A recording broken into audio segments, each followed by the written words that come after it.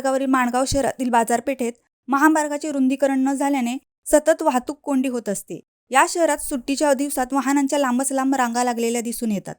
माणगाव हे मध्यवर्ती ठिकाण असल्याने मुंबई, गोवा तसेच दिघीबंदर, श्रीवर्धन आणि पुणे येथे ये जा करण्यासाठी पर्यटकांची संख्या वाढल्याने काही वेळेस तासनतास वाहने उभी असलेली दिसून येतात। या महामार्गाचे काम गेली 17 वर्षे रखडलेल्या अवस्थेत आहे।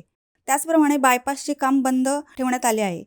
त्यामुळेच वाहतूक कोंडी मोठ्या प्रमाणात होते आणि अपघातांचे प्रमाणही वाढलेले दिसून येते। त्यामुळे पोलिसांना देखील तारेवरची कसरत करावी लागते। या वाहतूक कोंडीचा त्रास खुद्द मंत्री, खासदार, आमदारांना देखील सहन करावा लागत आहे। याबाबत अनेक वर्षे आवाज उठवला गेला आहे, परंतु अजूनही ठोस निर्णय आणि कारवाई केली गेली नाही। त्यामुळे येथील नागरिक नाराजी व्यक्त करत आहेत। रायगड प्रतिबिंब न्यूजसाठी अरुण पवार, माणगाव।